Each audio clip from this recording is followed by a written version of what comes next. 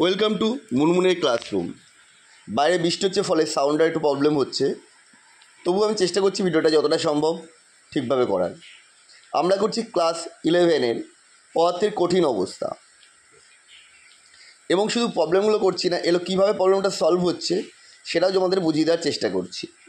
প্রথম কোশ্চেনটা, গ্রাফাইটের কেলাস হলো আয়নীয়, সমযোজী, আণবিক, ধাতব। দেখো, গ্রাফাইটের কেলাস কখনোই আয়নীয় বা ধাতব হতে পারে না। গ্রাফাইট অধাতু এবং যৌগ, তাহলে এটা সমযোজী বা আণবিক হবে।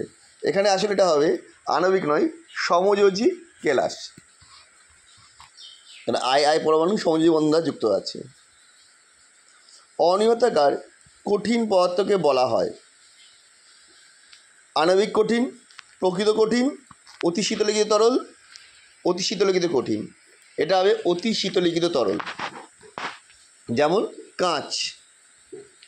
ধাতব মৌল এউ, ধাতব সোনা এউ পৃষ্ঠকেন্দ্রিক ঘনকাকার মানে এফসিসি রূপে কেলাসিত হয়। 2 গ্রাম সোনায় একক কোষের সংখ্যা কত? এর আণবিক ভর বলেছে 197।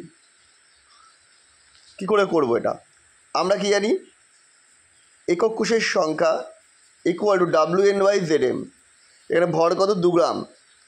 এনের মানে অ্যাভোগাড্রো সংখ্যা, আমি সংক্ষেপে 6 লিখি, যাচ্ছে 6.022 হয় ক্যালকুলেশনের সুবিধার জন্য। আর জেড হচ্ছে একক কোষের পরমাণুর সঙ্গে, এফসিসির জন্য 4। আর এম এর মান বলে দিয়েছিল 97। এটা যদি তুমি 200 ধরে নাও, ক্যালকুলেশন করতে সুবিধা হবে। তাহলে এটা করলে কাটাকাটি করলে এবার আসছে 3/2 × 10⁻21। কীভাবে আসছে? দেখো, ওপরে আসছে 6×2 = 12। 12কে 4 দিয়ে কাটলে 3 × 4 = 12, 3/2 আর দুটো শূন্যের জন্য ওপরে 21 হয়ে গেছে। 1.5 × 10⁻21 মানে অপশন বি এর কাছাকাছি আসছে। পরেরটা, যেহেতু তোমাদের ক্যালকুলেটার দেবে না, এইভাবেই করতে হবে। কপার পৃষ্ঠকেন্দ্রিক ঘনকাকার একক কোষ তৈরি করে। একক কোষের প্রত্যেকটি বাহুর দৈর্ঘ্য 361 pm হলে কপারের পরমাণুর ব্যাসার্ধ কত? রো ইকুয়াল টু এফসিসি যেহেতু আর ইকুয়াল টু a/2√2 মান বসিয়ে দিলাম। দেখো, কনভার্সন করার জন্য নিচে ওপরে দুটোকে √2 দিয়ে গুণ করে দিয়েছি।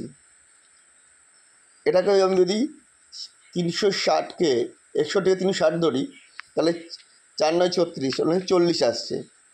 এটা গুণ করলে আসছে 127.26, তোমরা 127 pm। Option C. এটি বিসিসি কণার সর্বাঙ্গের সংখ্যা কত হবে? বডি সেন্টার্ড কিউবিক কণার সর্বাঙ্গের সংখ্যা হচ্ছে 8। স্তম্ভ 1 আর 2 এর মধ্যে মিলকরণ ঘটাতে হবে। ওটির সঠিক বিকল্পটা চিহ্নিত হয়। স্তম্ভ 1 কৌণিক বিন্দুতে কণাগুলোর হচ্ছে অবদান 1/8। প্রান্তবিন্দুতে 1/4, পৃষ্ঠকেন্দ্রে 1/2, দেহকেন্দ্রে 1। তাহলে কৌণিক বিন্দু বলা হলো 1/8, মানে 1/8টা হচ্ছে বি। অপশান এ বির মধ্যে হবে। প্রান্তবিন্দু 1/4 মানে সি, তার মানে হচ্ছে অপশান বি। দ্বিমাত্রিক বর্গাকার ঘনসন্নিবেশের ক্ষেত্রে সর্বাঙ্গের সংখ্যা, বর্গাকার তো বলেই দিয়েছে, মানে 4। কোনো কঠিনের হেক্সাগোনাল ক্লোজ পাখি এইচসিপির ক্ষেত্রে কণার কন্ডিশনের সংখ্যা 12। এইচসিপি সিসিবি দুটোতেই 12 হয়। ড্যাশ হলো সর্বাধিক অপ্রতিসম, টাইগোনাল, ভুল বললাম, টাইক্লিনিক। NaCl জালকে Na+ আয়নকে বেষ্টন করে উপস্থিত Cl- আয়নের সংখ্যা হলো 6। Option D. ড্যাশ হলো এটি জালকাকার কঠিন। এখানে যেগুলো দিয়েছে তার মধ্যে হিরে হচ্ছে জালকাকার কঠিন।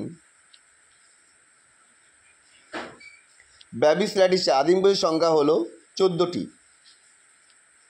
বিবৃতি 1, আয়নীয় কঠিনের প্রকারভেদের মধ্যে একটি হলো কাঁচ।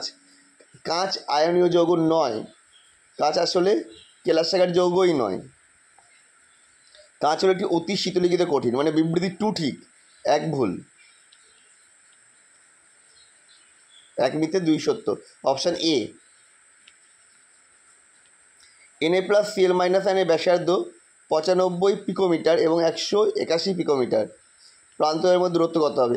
এই উত্তরটা আমরা মেলে নিই আমাদের।